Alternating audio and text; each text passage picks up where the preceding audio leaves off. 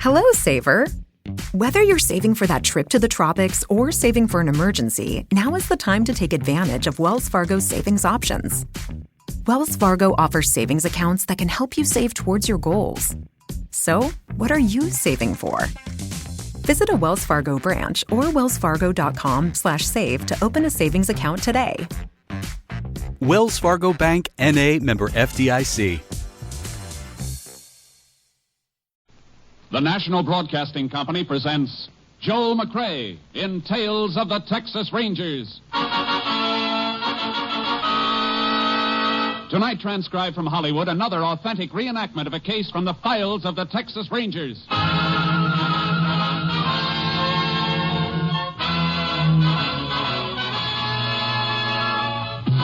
Tales of the Texas Rangers, starring Joel McCrea as Ranger Jace Pearson. Texas, more than 260,000 square miles, and 50 men who make up the most famous and oldest law enforcement body in North America.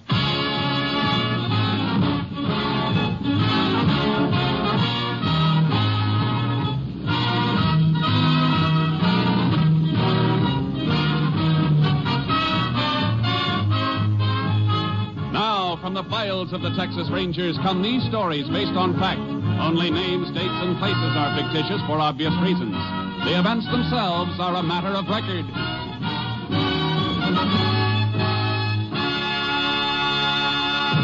Case for tonight, death by adoption.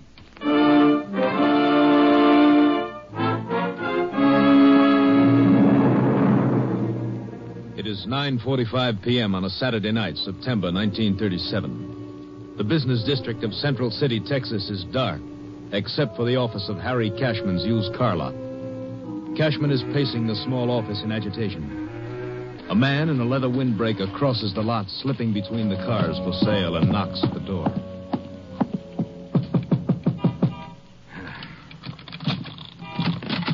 Well, howdy, Mr. Cashman. Glad to see you waited for me. All right, spit it out. What do you want this time? I'm kind of short on folding money. Thought you might be a pal and help me out again. You know what this is, don't you, Stryker? The Lord called it a shakedown. I gave you $100 2 weeks ago and another $100 the month before. So I need more. Well, you're not getting more, not from me. Well, that's too bad. I'm sorry you feel that way, Mr. Cashman. I kind of thought you were a nice guy. Kind of guy I'd like to see raise my baby. Long as I can't raise her myself. Now, you leave the baby out of this. Now, you can't expect me to forget about her, Mr. Cashman. After all, she's my own flesh and blood. She belongs to me and my wife, legally, by adoption. Yeah, but you keep forgetting one important thing. I never signed no papers letting you adopt her. Your wife said you were dead. She thought I was dead. But my being here proves I ain't. And if we ever have to take this into court, Mr. Cashman, I'm Baby Ann's natural father. I got my rights, you know. All right, how much? Reckon 100 will see me through again. I'll give you 500. Well, that's better. Now, just a minute. I'll give you 500 if you sign a paper waiving all rights to Baby Ann. I ain't signing nothing. I like our arrangement just the way it is. It's working out fine. If you think... Well, go ahead, Mr. Cashman, answer. May be business, and I'd like to see you do a good business. For the baby's sake, you understand? Hello. Harry, why aren't you home? It's almost 10 o'clock. Oh, I'll be home in a little while, Hazel. Something came up. You sound worried. Is anything wrong? No, of course not. The baby wanted to wait up for you. I let her stay up till 8:30, but by then she just kept rubbing her eyes and her nose and saying, "Where's my daddy?" till she couldn't hold her little head up. Well, I'm sorry, Hazel. Give her a kiss for me. I'll be home in a little while. Harry, are you sure there's nothing wrong? You sound like you're upset about something. Oh, it's nothing. I'm just tired. I'll see you in half an hour. Well, all right, dear. Goodbye. Goodbye, honey. That your wife? Yes. Never did meet her. Maybe we ought to all get together, have a little talk. Huh? Stryker, if you try that, it's the last talk you'll ever have. What are you trying to do? Your baby's got a home, a good home, and we love her.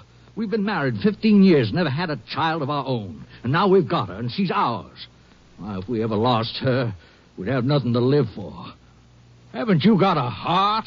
Well, I can see I made a big mistake, Mr. Cashman. I should have started seeing you a lot sooner and a lot oftener. Now, what do you mean by that? That from now on, I'll be around every Saturday night to pick up my $100. And I'll take tonight's payment right now. Why, Don't be a fool, Mr. Cashman. I'm younger and a lot stronger than you. Now, don't get yourself hurt.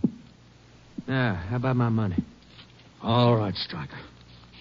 There's your 100. And it's the last you're getting.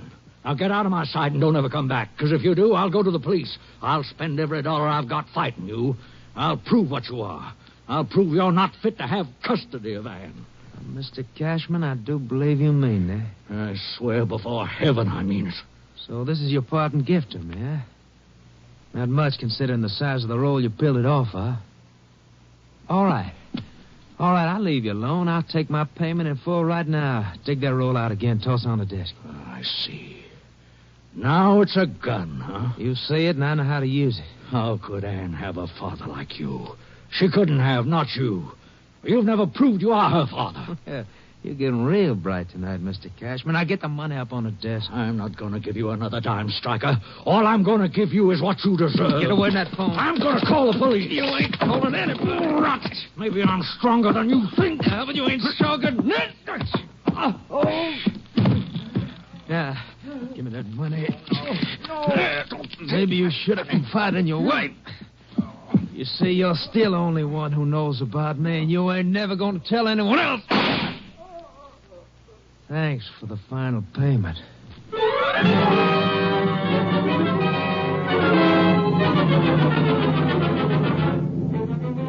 At 11 o'clock, after 3 more calls to her husband's used car lot, Hazel Cashman was disturbed by the busy signal and her husband's failure to come home.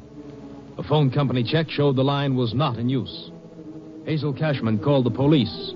They found Harry Cashman's body and requested aid from the Texas Rangers. Ranger Jace Pearson was assigned. He arrived at the lot shortly after 2 a.m.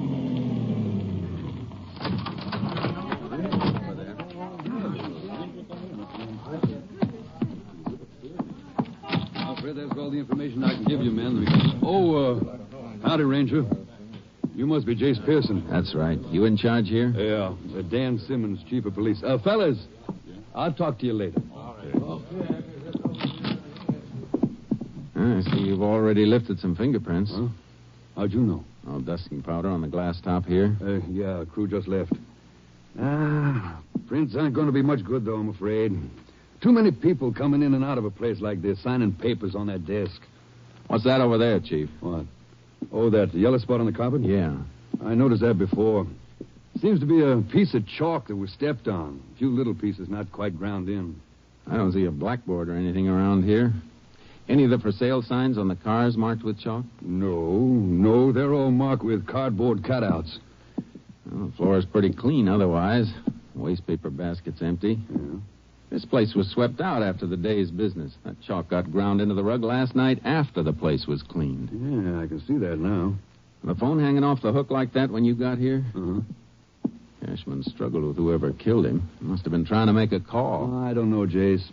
Body's just where we found it. A good 8 feet from the phone. He might have staggered over there and fell, but the fight started right here by the desk and the phone. Got some reason for being so sure of that? The desk was moved a little in the fight, Chief. Look at the carpet. Deep worn spot where the desk usually rested. Carpet's bunched up around the base, showing the desk was pushed, not lifted and moved for any reason. You're right. I can't see that it helps us any, though. Gives us a little picture of the action, that's all. Mm-hmm. I'm going to get some of this yellow chalk in an envelope. You're going to send that to your lab at Austin? That's right. They can analyze it. Maybe come up with something. It's worth a shot. Doesn't seem to be much anything else to help us, though. Robbery motive for murder is usually the toughest one to crack. Did Cashman make a habit of carrying a lot of money? Yeah, had to in this business. People selling cars in a hurry need a fast dollar. He usually had a couple of thousand on him. All we found in his pocket was 86 cents and change. You finished here? Yeah. I'd like you to put a man to work on that filing cabinet. Get a record of all sales. We've already checked that. Every car Cashman has accounted for. Nothing's been stolen from the lot. I wasn't thinking of a stolen car. I just want a list of recent customers. Oh. Somebody might have bought an automobile he wasn't happy with and come back to get even. Could be, but I'm afraid that's a blind alley, too, Ranger. Cashman gave a mighty good guarantee on everything he sold, and he stood behind it. 100%. Just the same, let's check it. I want to examine every reason he might have been killed. 100%.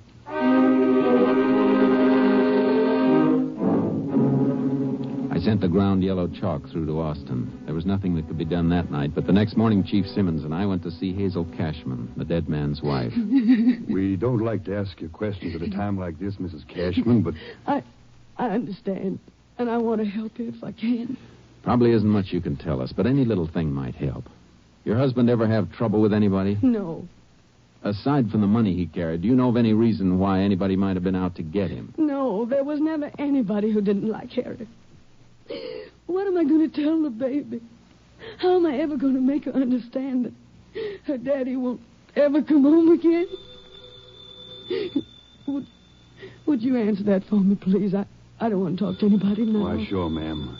Maybe for us anyhow. Had to leave this number at headquarters. Hello? Yeah, Simmons speaking. Go ahead, I'll write it down. We were going on a picnic today. Last night I made the sandwiches and everything. We were going to leave right after church. I knew something was wrong when he didn't come home. I knew it. Take it easy, ma'am. All week long, Harriet was teaching Ann how to say picnic. She was just learning to pronounce it. No. You've got to get a grip, ma'am, for your baby's sake. Yes, I know. All right, thanks. We'll be in soon. I'd better get back to headquarters, Jace.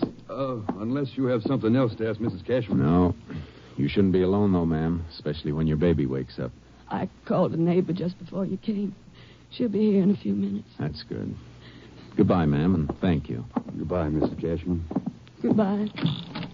Find out who killed my husband. He never hurt anybody. Never. We'll do our best, ma'am.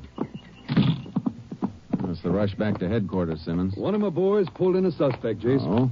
Fella who worked for Cashman, a cleaning man named Mose Smith. What do they got on him? Well, he cleaned the office last night at about 8:30 and 9 o'clock. Cashman usually closed before then on Saturday nights, but Smith admits Cashman was still there when he cleaned up. Well, he's not trying to hide anything there. No, but there's something else. Mose Smith was on the town last night, threw a big party and threw a lot of money around. Still had a few hundred on him when he was picked up. And my man checked on that, Jace. Smith is usually dirt poor. I see. He's going to be worth talking to. Yeah, you can say that again. I'd have told you inside the house, but I didn't want to say anything in front of Mrs. Cashman. That was best. How old is their baby? Just 2 years old, Jace. Why? You look kind of funny. How old are the Cashmans? Well, I'd say Harry was about 55. Guess Mrs. Cashman must be in her 40s. Oh, I see what you mean. The baby's an adopted child. I thought they were a little bit old to have a child of that age. Yeah, they never had any of their own. A couple of years ago, they took in a poor girl who'd lost her husband. Ann was her child. Cashmans took to the kid right off. Then the mother got sick, and when she knew she was dying, she agreed to let the Cashmans adopt the baby. No kid ever got a better break, believe me. I gathered they were pretty crazy about her. Plenty crazy. Why, if that kid even sneezed, Harry Cashman would be ready to charter a plane and fly her to Mayo Clinic. They wrapped their lives around her, just like she was their own. When you feel that way about a kid, it is your own. Loving them is what makes them belong to you. Yeah, you can say that again. Say, any messages from my headquarters in that phone call you took? Oh, Jace, I forgot. I was too hot about my man picking up Mose Smith. Your lab phoned in a report on that chalk. Any lead? Well, I don't know under the circumstances, but it wasn't an ordinary piece of chalk. Analysis showed that it's a special type that surveyors use for marking. Surveyors, huh? Yeah. Isn't likely that a janitor would be carrying the kind of chalk used by surveyors. Oh, it might have come from any place, Jace. A customer might have dropped it. It was dropped and stepped on after the office had been cleaned. Maybe our case against Mose Smith isn't going to be as strong as it looks.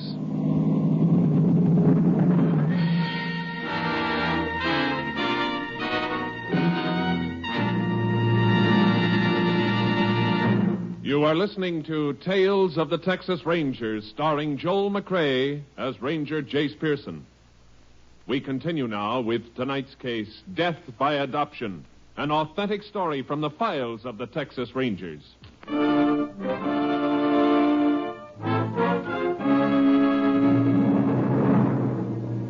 At the city jail, Mose Smith was being held in an anteroom. The day was cool, but beads of sweat stood out on his forehead.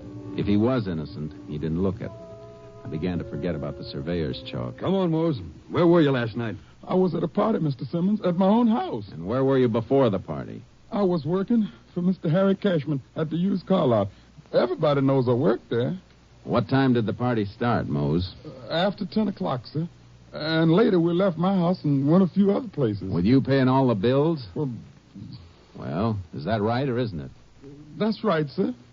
I don't remember much about it. Next thing I knew, it was this morning, and a policeman woke me up and brought me down here. What time was it when you left the car lot last night? Oh, I worked till almost 9 o'clock, sir, cleaning up like I always do. Was Mr. Cashman all right when you left the lot? No, sir, he wasn't. Mr. Harry was always mighty nice to me, but somebody called him on the telephone. He didn't say much to whoever it was. Then he slammed the phone down real mad, and he hollered at me to hurry up and finish.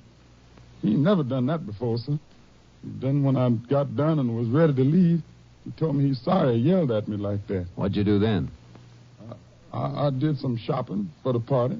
Got some food and a couple of jugs of Sweet Lucy. Where'd you get the money? Spill it, Mose. Cashman was robbed, and you had almost $300 on you this morning when you were picked up. It was my own money, sir, honest. You never got that kind of money working on a used car lot. 3 days ago, you were broke. You borrowed $2 from your landlady. You better count for that money, Mose. Where'd you get it? Oh, well, from the numbers. Numbers? You mean you've been gambling on the numbers racket? Yes, sir. And yesterday my number hit, 424. I got my $500. That's how come I got money. You expect us to swallow that? Who paid you off, Mose? I don't know, sir. I don't know who he was. Are you trying to tell us you gambled on numbers without knowing who you gave your bets to? Please, sir. If I tell you who it is, Mr. Simmons is going to arrest him, and everybody will know I told. And if I don't find out, you're going to stand trial for murder. Everybody will know that, too. Oh, no, sir. Please. I never hurt Mr. Harry. Oh, I got the money from Jonas, one of the pin boys at the bowling alley. Jonas been booking numbers on the side? No, sir. He just worked for somebody for a little cut. All right, Mose. We'll check on your story. And it better be true. I told the truth, every word. Well, he sounded on the level, Jace. And if he is, I'll be able to smash a hole in the numbers racket. Yeah, you can do that all right. But we'll still be shy of murderer.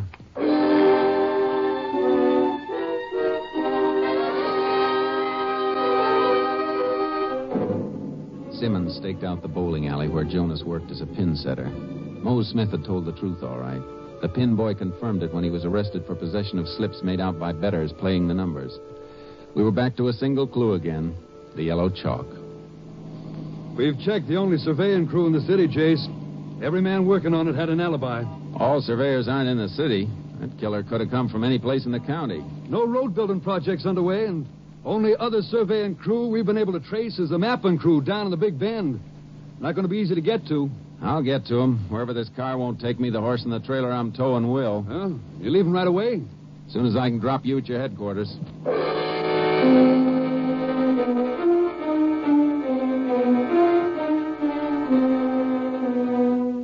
I drove to the Big Bend, to where the roads ran out, and I had to cut cross-country to reach the mapping crew. I unloaded charcoal from the trailer. The crew was deep in wild country. Almost a full day's ride before I reached them. All right, Sharky. Easy, boy, easy.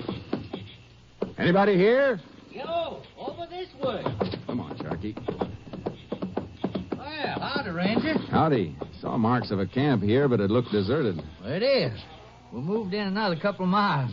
I just come back with the birds to haul the last of our stuff onto the new camp. I was just tying a pack on this last one. You the crew foreman? Yeah. I'll ride on away with you. Keep you from getting lonesome. Glad to have you. I got company, though. One of my men just went on ahead a few minutes ago. We'll catch up to him on the way. Hey, you want me to take one of those lead ropes? No, they're good burros. They won't give me no trouble. All right, let's go. Up, Chuck. Up, boy. Come on, you long-eared scavengers. You've had enough grazing. You must be covering a lot of ground in here. Ah, plenty. Now, sprawling country like this, ranchers lose sight of their boundaries when the land ain't fenced off. Hey, you, after somebody in here, Ranger? Maybe. How long you fellas been working through here? Oh, been almost 2 months now. You ever pull out to go into town? Well, we got horses, of course, but it's a long ride to a road and transportation any place of any size. I just decided to grow me some whiskers and stay here till the job's done. Any of your men ride out? Oh, yeah. A few of them go out weekends to Central City or someplace like that for Saturday night. Then they gotta turn around and spend all day Sunday coming back. Family men usually stay and just keep on working, pile up overtime. How many men you got working? Oh, I got 11. Any of them away last weekend? Yeah, 4 of them. You know where they went? No. Hey, I reckon Bill Stryker can tell you, though. Who's he? There's a fellow with the other boroughs. Ah, there he is, just topping that rise, about a quarter of a mile ahead. He one of the ones who left camp? Yeah, they all went off together. Let's catch up to him. Okay, come on, boy. Get up, Burr. Yeah, Charcoal. We rode after the man named Bill Stryker. On the way, I saw the surveyor's marks I'd been following for miles. Cloth markers nailed to trees. Yellow chalk marks on rocks. Within a few minutes, we caught up to him. Well, yeah, Ranger. We was away for the weekend, like Tracy told you. Me and 3 other fellas. Where'd you go? Central City. Only place worth going we could get to in time. What did you do up there? Just fool around. All of us together. Well, you were only there for Saturday night. You must have done something special, something you remember. I thought one of the boys mentioned a dance, Stryker. Well, yeah, that's right.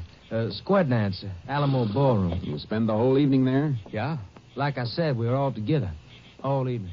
Well, 4 stags at a dance drift around. Hard to keep an eye on each other all evening. Yeah, I reckon we could lose sight of each other for a minute or two. You fellas take time out to do any shopping?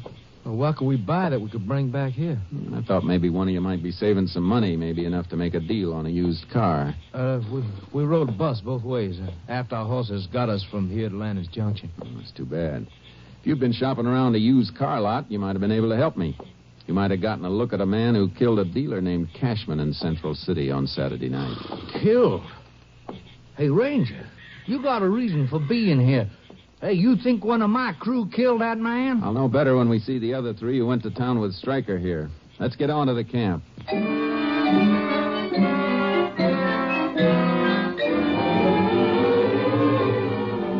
It didn't help. They all told the same story. There were gaps, times during the evening when they drifted away from each other, but they couldn't pin it down to any specific time on the clock. I didn't have anything to take them in on, singly or together. They knew it, and I knew it. I camped with them overnight and headed back to Central City Police Headquarters. Oh, howdy, Case. How'd you make out? No good, Chief. We haven't turned up anything new either. Just a chance armed robbery, Jace. That's what it must have been. My feelings still buck at that, Simmons. Mose told us that Cashman was upset about a phone call. Stayed at the lot long after he should have gone home. There must have been a reason. Like what? Like somebody who wanted to see him, telling him to wait there. Yeah. Mose said the call made Cashman mad. Why'd they wait for somebody he was mad at? Maybe because they had some kind of a club they could use to make him wait, whether he liked it or not. You're still digging for something deeper than an armed robbery motive, then. That's right. Well, nobody's given us anything to back up any other motive. I know, but a man doesn't make a telephone appointment to be robbed and murdered. He makes it for something else. I'm going out to see Mrs. Cashman again.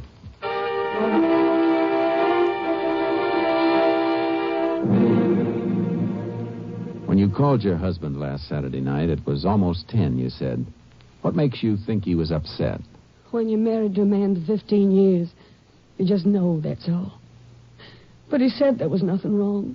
Anything like that ever happened before? His not coming home, acting upset? Yes, it did. Twice before. Once was almost 2 months ago, then a couple of weeks ago. Those other times, you remember what day they happened on? Can you remember if it was always on a Saturday? Yes. Always, all 3 times. But I don't know why. I don't know what was bothering him. Oh, how'd he react? He was nervous, irritable. It surprised me the first time. Harry had never been that way with anybody. He snapped at me, the hired girl, apologized later, but the only one he didn't snap at was the baby. He just seemed to want to hold her in his lap, just sit there and rock back and forth, holding her. And then during the night, he kept getting up, going to a crib to look at her. I see. Ma'am, did your husband ever say he was worried about somebody trying to take little Ann away from you? Why, no. Who could take her from us? Both her parents were dead. Her mother agreed to the adoption before she passed on. You ever know the baby's father? Ever see him? No, he died before Ann was born. killed in an accident. You're sure of that? Well, that's what Ann's mother told us. She couldn't have lied. You got a copy of the baby's birth certificate? Yes, right in this drawer, with a copy of the adoption papers we got from the court.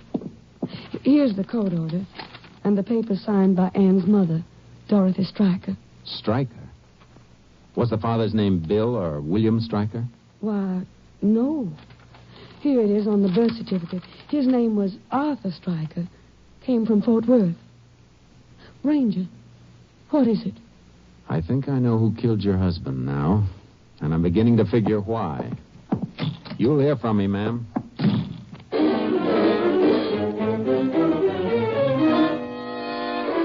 I headed for the Big Bend, making a radio check with KTXA, asking the station to contact the Fort Worth police on possible relationship between Arthur and William Stryker.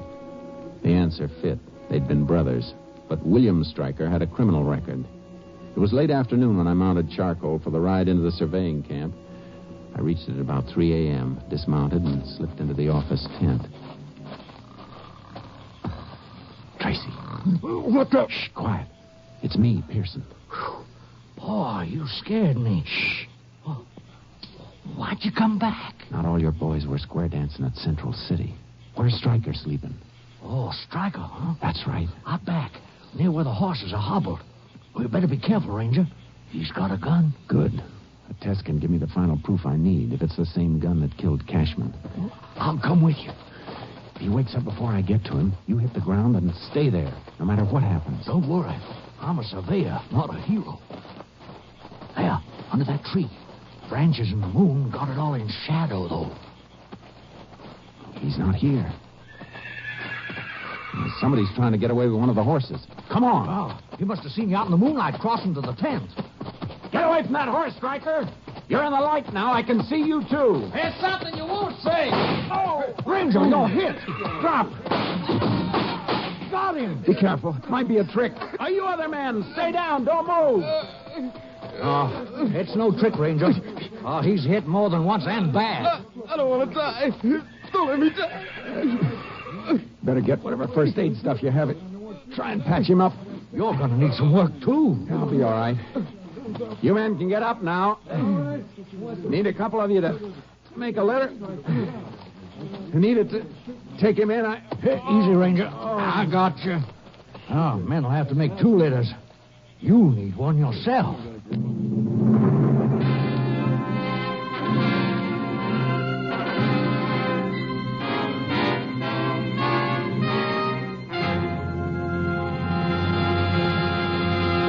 William Stryker lived long enough to confess his masquerade as the father of his dead brother's child and the murder of Harry Cashman.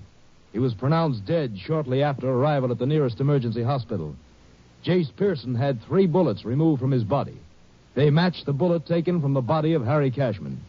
6 weeks later, Jace Pearson reported back to his company, ready again for duty with the Texas Rangers.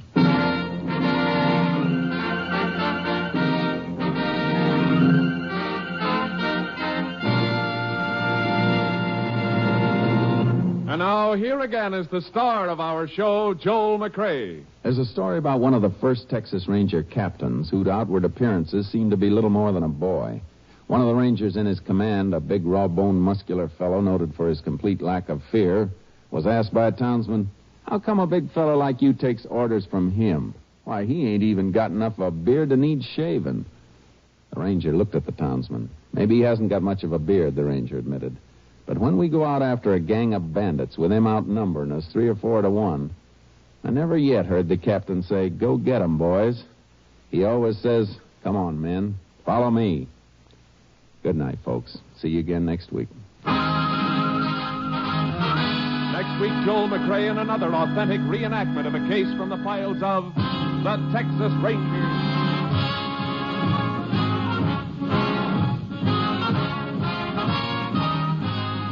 Joel McCrea is currently seen starring in the Universal International Technicolor production Frenchie. Tonight's cast included Tony Barrett, Joe Kearns, Tom McKee, Roy Glenn, and Barbara Luddy. This story was transcribed and adapted by Joel Murcott, and the program was produced and directed by Stacy Keach. Hal Gibney speaking.